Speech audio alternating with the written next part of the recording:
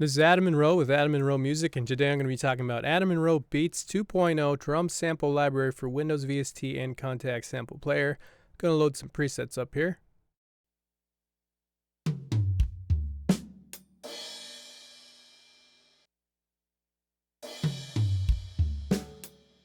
This library comes with about 30 preset kits and space for 30 user kits. The nice part is that you can swap out every part of every kit and it'll be saved automatically by your DAW per project.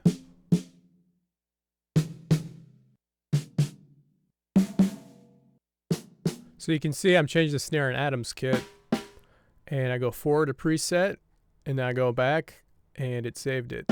And that'll save per project. You can't overwrite the default presets. If you want to make something that exists outside of a project, you have to go down to these user kits. So let's build a user kit here that we like. You can audition all the sounds by clicking different parts of the kit here.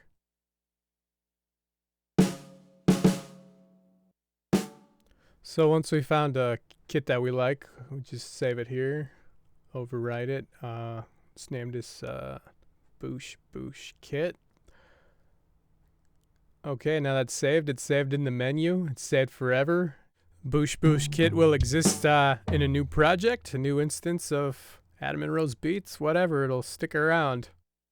So let's go through some of the other things you can change here. Find a nice kit. Got individual panning controls, volume controls, some effects like lo-fi, phaser, delay effect, reverb to the snare, reverb to the whole kit. Boost the lows, boost the mids, and the highs. You can also flip the stereo channels. So let's talk about controls. Pretty standard MIDI assignments for drums. Should work with most electronic drum kits. Bass drums down here, snare left to right, rim shot, toms left right next to each other. Got closed hi-hat and open hi-hat. Up here you got varying degrees of hi-hat. It's pretty cool. Play the hi-hat loose.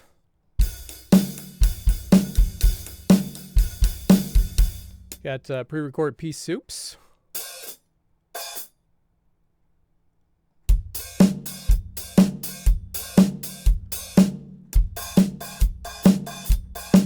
You can just play it with hi-hat open. Got crash, crash 2, ride bell, ride, China, and splash.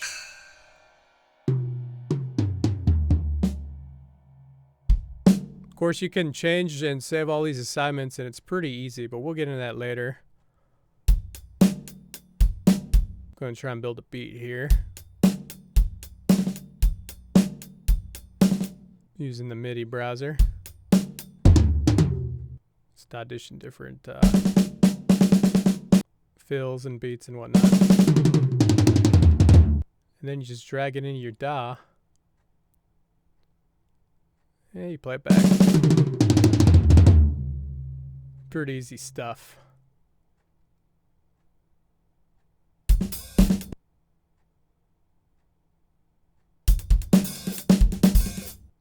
So I found a beat I like. Put a fill in after it. Another beat. Another fill. Lines up nicely. Just make sure you have the snap on in your DAW.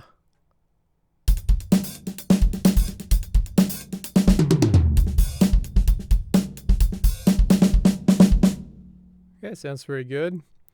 What I want to do is I want to go in and edit this measure and add a crash sound in there. It begins on the 1. The beats are in single MIDI files, so it's pretty easy to just grab stuff and move it around if you want to change the beats around.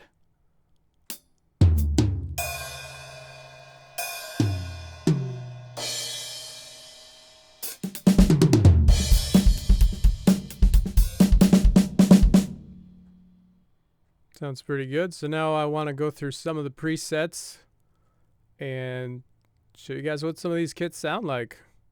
Might seem like some of the kits load fast, and it's probably because I'm using a solid state drive, which is well worth the money and recommended.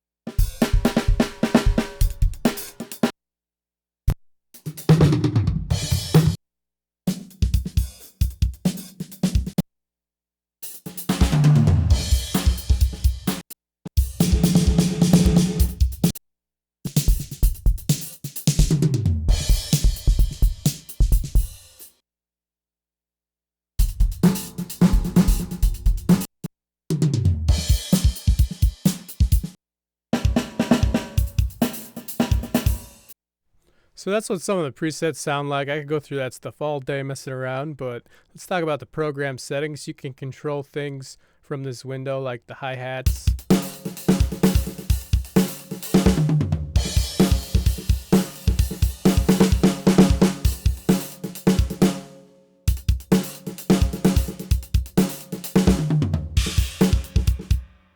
You can change with the snare, left triggers back and crashes and all that kind of stuff.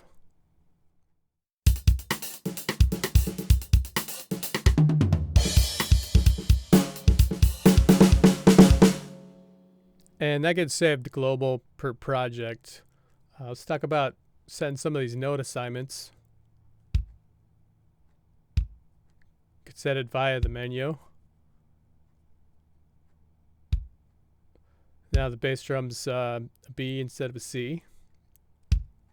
Or you can click detect and set everything that way.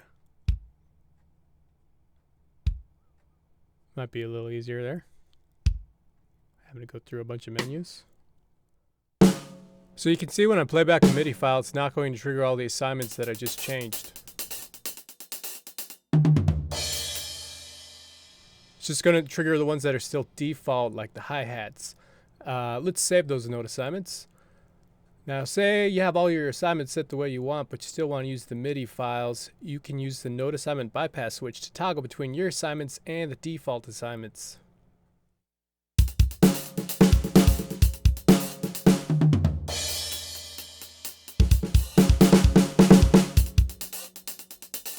Like everything else in the program, you can reset note assignments back to their default values by clicking the Reset button. Auto left right is for if you have a MIDI controller that only triggers back the left sample. It will alternate between the left and right samples automatically. And that applies to the snares and the toms. Down here we have different sample rates you can load the samples at. We've got 44 kilohertz, 48 linear. It's simple hack programming, and although it loads fast, it's not recommended for production because it produces artifacts. Recommend you use the 48 R8B for mixdown instead.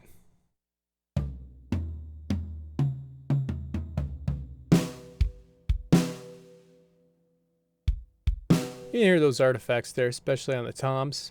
48 R8B is actually just an open source algorithm by Alexei Vanev of Voxengo. It takes a little while to load, but it sounds excellent if you want to work at 48 kilohertz sample rate. My idea was you could use the fast linear for working, and when you need to mix down, switch it to the R8B.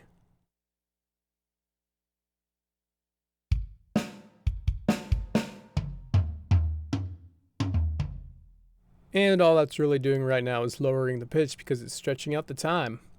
You can load samples at 16 or 24 bits, and it's going to affect how much memory is used. At 16 bits, most of the kits are somewhere between 300 and 400 megs.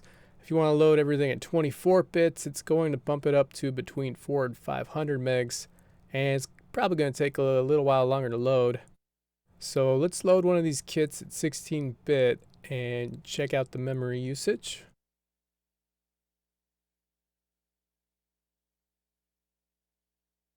Okay, Sonar PDR, about 375 megs.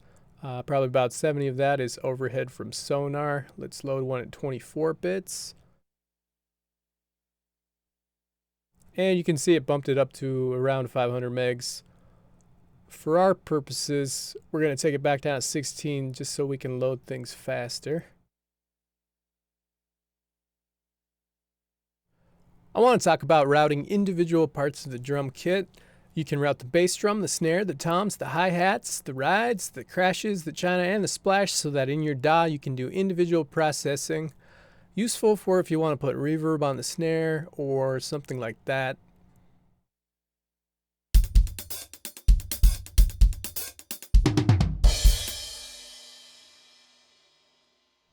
So you can see I flipped the switch and the snare's not coming through. You have to go into your DAW and change the input on the audio channel to match the proper routing output in Monroe's beats, and then you can process that part of the kit.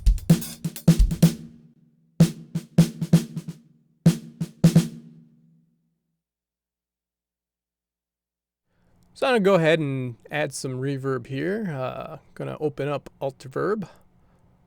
Reverb takes a second to load. Now, unfortunately, Reverb isn't included in Monroe's beats, but I'm sure you probably have some good third-party reverb and VST effects plugins.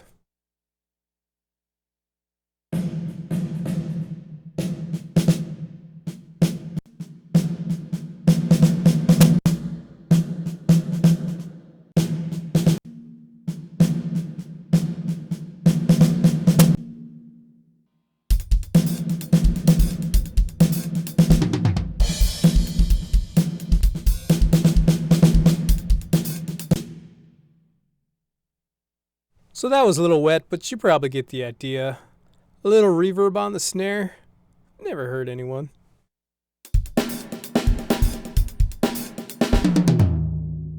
So if you want to do side chaining, compression, some equalization, whatever you want to do, you can do it to the snare or the bass or whatever part of the kit.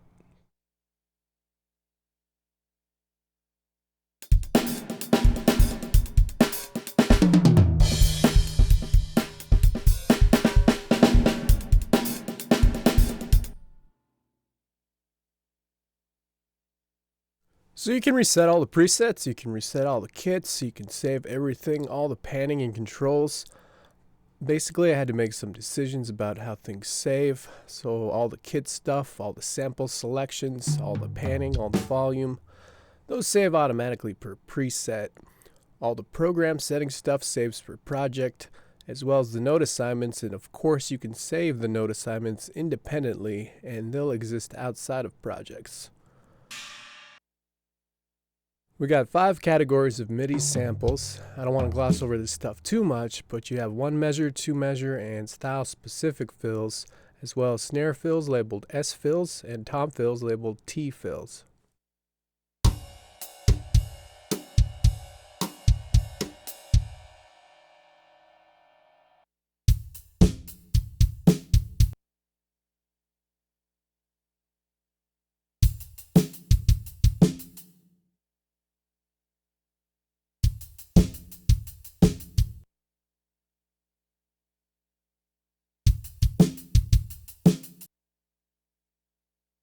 The way the program works is a huge improvement over the first version I did, which was everything just got saved in files outside the program, so you couldn't really have more than one project where you were using the plugin.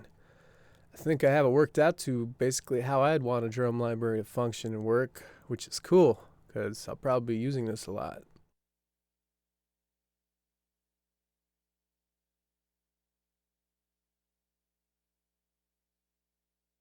So let's mess around with this preset. Let's change a bunch of the program settings and some of the sample choices, and we'll save it. Close that project and we'll reopen the project. And you'll be able to see that everything got saved automatically when we save the project.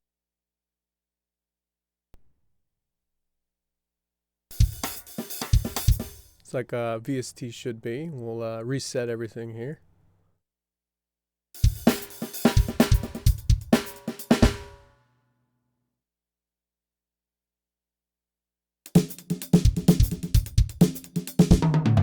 And you can see the preset is back to its default settings. So I'm going to make a little jazz beat here, just because I'm getting a little tired of the beat we made.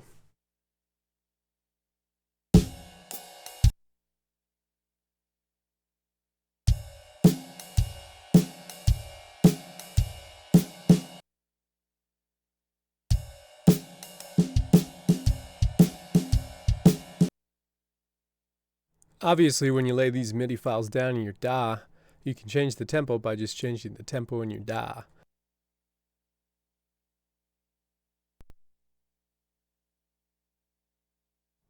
And go ahead and lay down a couple 2-measure beats in a fill. And we'll go ahead and copy that over.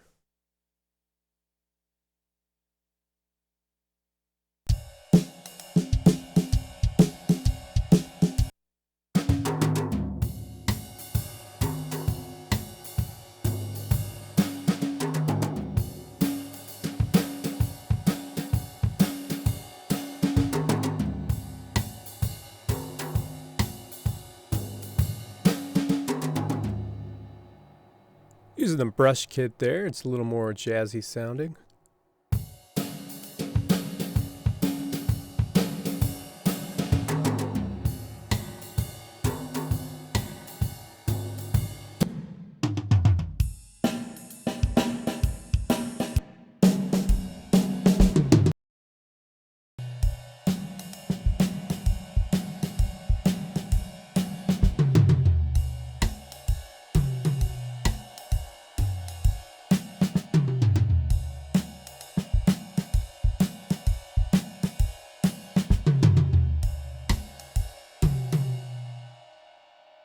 So I'm going to go ahead and close this instance, and I'm going to go to the different DAWs I have open and load Adam & Rose beats in each of them, just so you can see that the VST pretty much functions the same in any DAW you use.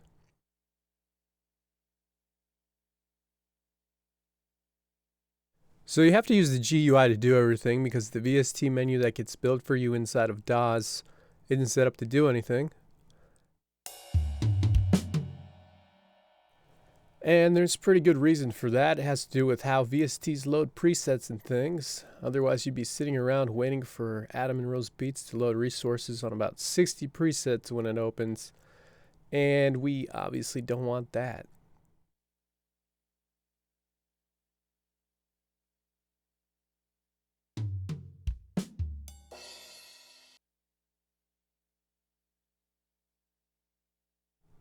I have it open in Mixcraft here.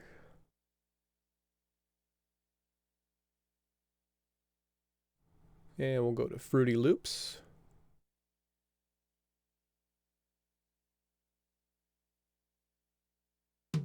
And you can see it's working pretty good in Fruity Loops.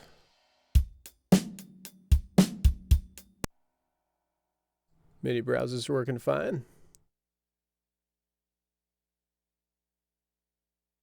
I want to talk a little about what you get with the Kontakt versions. You're not going to get all the cool preset switching stuff, the routing stuff, the program setting stuff. It's basically just a collection of drum sample libraries.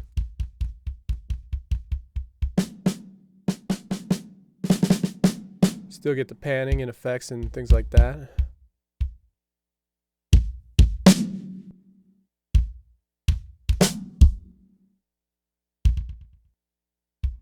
It's a pretty simplified version though.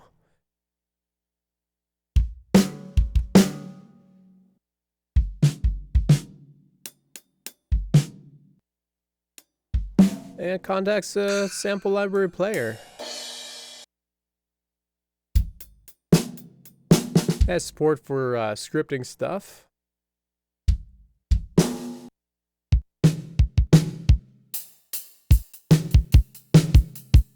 Very complex things like being able to mix and match things around, load resources, it's just not set up to do that. But you still basically get all the kits, all the presets, you're just not going to be able to mix them up.